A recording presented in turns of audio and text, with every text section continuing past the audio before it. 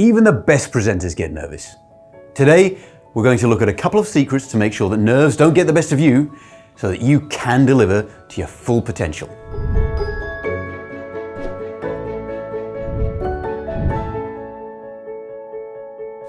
Hi, I'm Stuart. In this video, we're looking at managing nerves. Even the best content falls flat if nerves get the better of you. So we're going to look at why nerves happen, some things you can do internally and externally, which will really build your skill set in being able to deliver with passion and enthusiasm and not let nerves get the better of you. So why do we get nervous? It's an evolutionary response to a threatening situation. Now, we're not running from saber-toothed tigers, but we are standing on stage in front of our peers and colleagues, which carries with it reputational risk, which for many people can be far more scary than even a physical threat. So when people say, "Oh, don't be nervous," that's ridiculous. You are hardwired to be nervous. But please don't pitch your audience in their underwear, for all of our sakes. But when most people are readying themselves to present, what are they doing? They are going into survival mode. Their mouth's going dry, the adrenaline's racing, the hands are shaking, they're getting tunnel vision. We need to interrupt this cycle, and I'm going to show you how to do this from both a mental and physical perspective. Before we get into the tools, we need to look at one key linkage, which is that the mind affects the body, and the body affects the mind. When you feel confident, your body represents confidence. How does it do this? Well, you stand tall, your shoulders are back, your chin is up. But when you feel anxious, the reverse is true.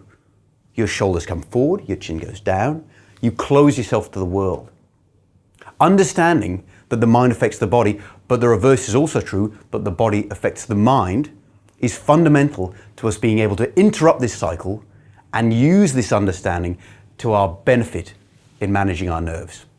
So, what's going on in your mind immediately prior to presenting?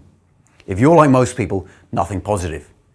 You've got your mind filled with doubt and thoughts that are going to erode your confidence.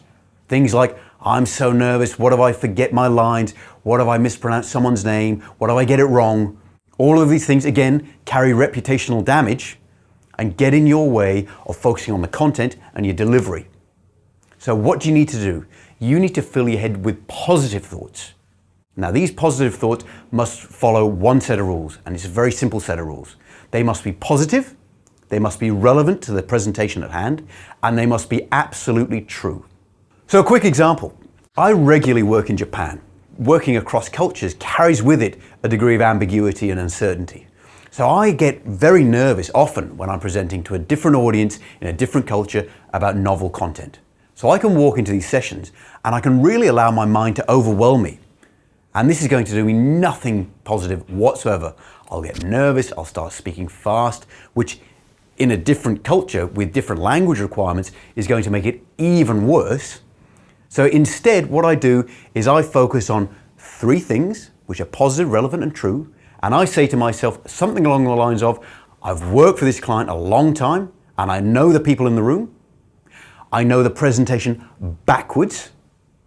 And lastly, I've done this kind of presentation for this group and others like them many, many times, and I've never received anything other than overwhelmingly positive feedback." Does me focusing on these three things guarantee that I'll do a great job? Not at all. Anything can happen. But focusing on positive things certainly increases the chances that I'll do a better job. So now, let's look at the physical domain. Let's look at what we can do for our body. There aren't many physical threats that go along with presenting, unless you do a really bad job. But our body responds to these situations as though you are physically threatened. So one of the best techniques that I've found to really control your nerves is called box breathing. You inhale, you hold, you exhale, and you hold, each for the count of 3. So it goes like this. Breathe in, hold, exhale, hold, and repeat. By doing this breathing method, or something like it, you will take far better control over your body and therefore your mind. Science has shown us many, many times that these exercises decrease heart rate, decrease autonomic stimulation within your nervous system, and allow you to focus on the things that you need to do in that moment.